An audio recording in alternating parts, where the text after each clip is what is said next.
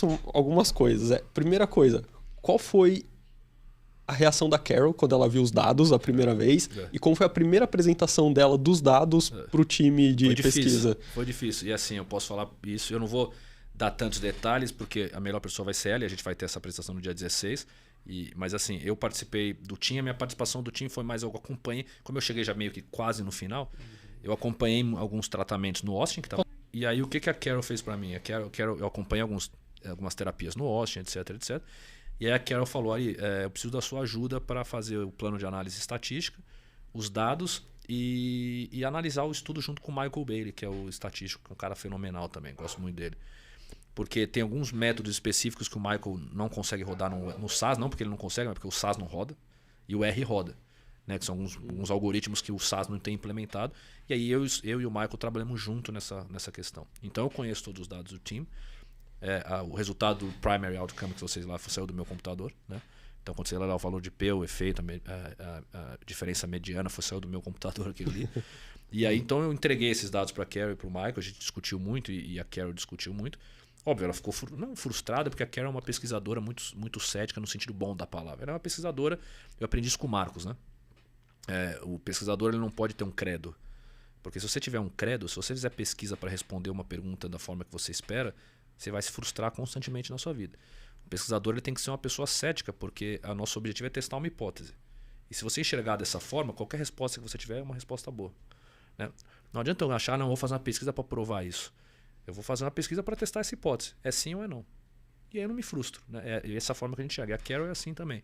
Mas óbvio, ela, como fisioterapeuta, e por isso que esse paper levou dias para ser escrito, a várias mãos. Né? O Paul Young, que é um intensivista lá de Wellington, que é uma das mentes mais brilhantes. Cara, admiro demais o Paul. Paul Young, para mim, ele é E a paciência dele é foda. Ele é uma pessoa maravilhosa, um gênio, e para mim é um dos grandes nomes da pesquisa hoje. Né? E ele foi um dos sêniores lá que... Né, discutir. Então a gente tomou muito cuidado na forma de escrever o time.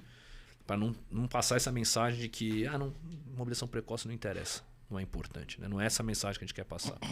Então, assim, ela ficou chateada no início, né? Surpresa. A apresentação... Acho que surpresa é um bom termo. É um bom termo. Porque existia todo um programa de pesquisa antes do time, até chegar no time, que tinha sido um programa positivo, né? No sentido. Só explicar para quem talvez não saiba que é o TIM. O TIM é o maior estudo de mobilização precoce que a gente tem até agora, né? Um estudo randomizado, multicêntrico. E ele vem de um estudo piloto, que foi aquele paper binacional que foi só da Austrália e da Nova Zelândia, que tinha resultados muito bons, que se seguissem aqueles resultados, realmente ia ser muito bom. Eu até fiz um vídeo no YouTube discutindo o porquê dos resultados do TIM. Né? E ainda falei, a importância da gente fazer um estudo grande é isso. Você tirar esses viés com um estudo pequeno piloto, não consegue tirar. Porque talvez no estudo piloto a gente menos pacientes, o resultado tende a ser melhor do que a gente imagina. E a hora que você faz o estudo grande, que tem muitos pacientes, multicêntrico ainda mais, você vai tirando essas coisinhas e a hora que chega lá no resultado, você tem uma ideia muito melhor, né, do que você tem. Né? E aí, quando a gente viu isso, a gente... Bom, vamos entender o que aconteceu. Né? Tentar entender o que aconteceu. Porque o grande problema do time... o pessoal fala, o grande problema do time não me preocupa o evento adverso reportado ali. Né? Porque qual que é a mensagem que muita gente pergunta? Olha lá, fazer a mobilização desse jeito aumenta o evento adverso. Que assim, cara, você vai ver, que evento adverso que aumenta? Vocês são fisioterapeutas, alterações fisiológicas agudas. Isso, que pra mim é o que o exercício tem que fazer. Sim, se eu tiro o cara do leito e a PAE, a frequência não aumenta, tá errado. Exatamente. Só que aí o que acontece? Como você tá num protocolo de clinical trial, isso tem que ser documentado como, entre aspas, evento adverso, né? Mas, pô, o que você espera ao botar para sentar um paciente de choque séptico a primeira vez? Que ele pode fazer hipotensão? Pode. Ou vou sentar um doente de cirurgia cardíaca que ficou entubado 3 dias, ele vai fazer FA, talvez? Vasoplegia. O problema é que a maioria das pessoas leem a informação quadrada, interpretam de maneira quadrada e começam a contraindicar. Eu quero saber, estubou doente? Doente morreu, parou? Não. Aconteceu respostas fisiológicas a uma mobilização. Exato. Então isso não me preocupa no time. O que me preocupa no time é a questão que e aí é uma coisa mais estatística, né? Que todas as estimativas de efeito acabaram apontando para o lado oposto. Se você for olhar, nada ali foi significativo e, óbvio, a gente pela forma que a gente interpreta a evidência hoje, a gente não tem como discutir isso como sendo algo, entre aspas, relevante, mas tentando enxergar a evidência de uma forma maior, que é o que eu faço, uma avaliação até mais um pouco bayesiana, todas as estimativas de efeito apontaram para, entre aspas, benefício do usual care. E aí é uma discussão, o que é esse usual care? Uma coisa que eu senti falta é assim, eu sei o que eles quiseram dizer com o Joker, mas eu acho que eles podiam ter detalhado melhor o que foi feito no Joker. Por exemplo, o trabalho da professora Linda, lá da Austrália, lá de 2013, foi um trabalho parecido, né? Porque o TIM, na verdade, não é mobilização versus não mobilização. Duas prescrições de mobilizações diferentes. E a professora Linda tinha feito isso lá em 2013. Ela testou a mobilização prescrita pela PFIT, que é a escala de avaliação criada pelos australianos, versus a mobilização do cara que vai na beira do leito e decide. Bom, eu vim aqui sem escala nenhuma e eu decido. E ela já tinha visto isso, que não tem diferença. Quando você usa uma escala, que no caso do TIM foi a IMS, versus o cara que vai na beira do leito e escolhe o que vai fazer. Mas eu senti falta deles descreverem o que foi feito, sabe? E até porque eu vou te falar, não tem esse dado. Eu imagino, porque você é muito centro internacional. E o Joker. A gente, cada um fazia o que fazia. Mas é perigoso trabalhar o Joker sem descrever em vários centros. A gente tem questões assim, específicas do Joker que a gente pode descrever, que até a gente está trabalhando agora numa análise de dose. Né? Dose de mobilização versus efeito. Então, assim, tem o tempo, tem o tempo de fisioterapia dedicado de mobilização naquele dia. Tem todas as escalas IMS, tempo levou até sentar, tempo que levou até não sei o que. Agora, a intrinsecalidade do que foi feito naquela sessão, não tem esse dado. Né? Porque esse dado é muito específico e etc. E aí o Joker, a gente evita num protocolo de pesquisa tentar direcionar o que o Joker vai fazer. Você cria barreiras, só não vai fazer isso, não vai fazer isso. Mas a gente evita, né? Do outro lado você tem mais. E a grande questão é assim, o Joker que eu vejo, ele vai variar de centro para centro, e o Joker do centro que eu trabalho, ele é bem longe do Joker do Einstein, por exemplo. Bem longe. Eu nunca vi no Einstein, de novo, pode ter mudado hoje, eu estou fora há quase 4 anos. Na minha época eu não via doente com choque séptico em fase aguda buscando sentar esse doente na beira do leito. Naquele momento eu não via. Podia no dia seguinte, talvez. Mas eu via mobilização passiva sendo feita, mobilização ativa de alguma forma e etc. Então, de novo, o protocolo pode ter mudado. Estou falando do que eu fui lá atrás. Né? Então, quanto que isso é traduzido para o que é o nosso usual care ou não é. E até o que a forma de mobilização da intervenção é para o que a gente faz. Eu não vejo, por exemplo, o Bellomo ele já vê de uma forma diferente. O Bellomo já vê de uma forma radical. O Bellomo ele quer fazer agora um trial onde vai ser imobilização versus usual care. Imobilização não, ele está voltando para o passado. Então, a ideia assim, é 3 dias de não mexer no doente, só mobilização de decúbito, etc, versus o usual care. Pô, aí a Carol vai ficar doida, porque ela tem uma revisão que fala justamente isso. Verdade. Demorar mais que 3 dias, piora o desfecho. Então, por quê? Porque tem algumas pessoas que acreditam que isso pode ser, que aí não é o que eu acredito. Algumas pessoas veem isso como sendo, você mobilizar esse tipo de doente, e tem alguns estudos que mostram isso, né? Mas de novo, estudos de fisiologia. Você libera mais marcador inflamatório, blá, blá, blá, blá, blá, blá, blá, e você piora o estado inflamatório do doente. Que, de novo, é a tradução do Covid, né? Você dá o remédio, mata na placa de Petri e vai salvar o doente.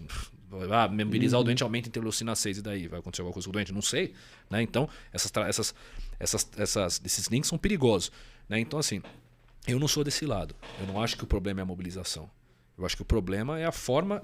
De novo, eu acho que o problema do time é que, primeiro, ele não é um estudo tão ruim como muitas pessoas estão achando. Porque, de novo, o que tem de ruim é FA e a hipotensão esperada da mobilização. As pessoas não sabem interpretar o que está escrito ali. Exatamente. Tem muita... quando eu falo pra você que o Paul tem uma paciência, cara, do caralho, é porque eu vejo ele responder as pessoas no Twitter. No Twitter, exatamente. Cara, as pessoas falam coisas no Twitter, as pessoas quiseram saber mais que ele. E a Carol falou assim, não, vocês não souberam interpretar. Os caras fizeram o bagulho, eu não tô acompanhando muito Twitter. O que ele falou? Você lembra qual a interpretação dele do Paul? Cara, ele assim, ele tá bastante temeroso com os eventos adversos, isso chamou a atenção dele. Ele tá chamando a atenção para mortalidade, que tende a ser maior, porque isso tem outros trabalhos de mobilização também, mas que nenhum foi estatisticamente significante e tudo mais, mas tem essa tendência a ter mais mortalidade no grupo de tem uma meta-análise da Carol 2018 que fala de mortalidade. Tem. Ele puxa muito para esse lado. Eu acho que ele e a Carol falham, e eu não sei, óbvio, qual que é o planejamento deles em cima do team, de como eles querem divulgar isso, de explicar veementemente que é um trabalho de mobilização versus mobilização, porque as pessoas não entenderam isso claramente. Elas acham que o grupo Joker não fez mobilização. Que é mentira. E aí a minha crítica é justamente nesse lado, que assim, o Joker não está explicado exatamente o que foi feito, por quem foi feito, porque pode ter sido uma enfermeira, um fisioterapeuta, e o trabalho foi feito na Austrália, que tem um tipo de fisioterapia Europa, vou colocar de uma maneira geral, que tem uma fisioterapia completamente diferente. Teve o Brasil, mas foram só 10 pacientes, tudo bem, não foi isso que modificou. Então, assim, cada lugar onde foi feito tem uma fisioterapia completamente diferente. A fisioterapia fora do Brasil não é o que a gente vê aqui. Aqui a gente tem a melhor fisioterapia de UTI do mundo, pelo amor de Deus. A gente tá muito à frente de todo mundo. Então, aí é isso que você chegou no ponto que eu quero. É exatamente isso. Eu não vejo o TIM como sendo um estudo completamente traduzido para a realidade que eu vivia numa UTI aqui no Brasil. Exato. Porque, de novo, é o que eu estou te falando. Na minha UTI, eu vejo o fisioterapeuta das 5. Na verdade, eu não vejo o fisioterapeuta. Eu vejo ele de vez em quando na passagem de plantão comigo e aí ele vai tocar os doentes das 5 às 8. Das 8 às 5. E com prescrição. Às vezes eles têm os doentes deles sinalizados, mas não são todos. Né? Então, assim, e eu não vejo eles participando tão ativamente de mobilização de doente do que eu via no Einstein. Então, assim, por exemplo, no Einstein, a primeira vez que eu ia sentar um doente na beira do leito, ou na poltrona, o fisioterapeuta estava sempre envolvido. Porque já estava envolvido antes. Sim. Na UTI que eu trabalho, não. Quem vai mexer em tudo isso vai ser a enfermeira sozinha. Mas eu acho que a falha está na maturidade dos profissionais enxergarem que esse resultado é um puta de um resultado para transformar toda a discussão numa reflexão gigantesca. Sim. Uma reflexão de o que a gente precisa melhorar. Fala, por exemplo, a definição de Berlim lá de 2012. Vamos mudar para ARDS Level Drive. E aí, o desfecho? Não mudou nada. Então, peraí. Sim. Vamos sentar para repensar o que pode ser feito melhor. Sim. O que é diferente no Brasil da Austrália? O que a gente estava discutindo aqui, falando sobre essa superioridade em relação ao olhar clínico do fisioterapeuta ali no beira-leito. Pô, pega esse resultado que não foi um resultado aparentemente favorável e transforma isso numa discussão reflexiva ao invés de transformar num apedrejamento público, Exatamente, porra. exatamente. Eu acho que é você pegar o recado do artigo e levar isso para a beira do leito, deixa as coisas mais claras. Então, por exemplo, como que eu tô passando isso para as pessoas? Tô falando assim, gente, então assim, se a gente tá entendendo que o Joelcare for melhor, então, cara, olha o que eles fizeram no Joelcare. Era 8 minutos de mobilização. O que eu escuto todo dia lá na UTI? Não deu tempo de mobilizar. Pô, não deu tempo de gastar 8 minutos? Sim. Pô, gasta... Vamos... 10 minutos para mobilizar o paciente, parece que já ajuda. Essa é a grande questão por exemplo, quando eu discuto muito o assunto que eu falei aqui da ventilação automática, né? Que é principalmente com o Intelivent ASV, né? Tem muito de estudo. Aí eu sempre friso nas minhas aulas, e por isso que eu nunca tive nenhum problema com nenhum fisioterapeuta. Porque às vezes a gente vai falar, pô, você tá querendo tirar meu trabalho? Pô, né? Mas não, por quê? Porque eu sempre friso qual que é o objetivo disso, né? Qual que é o grande benefício da ventilação automática que eu vejo? É diminuir carga de trabalho.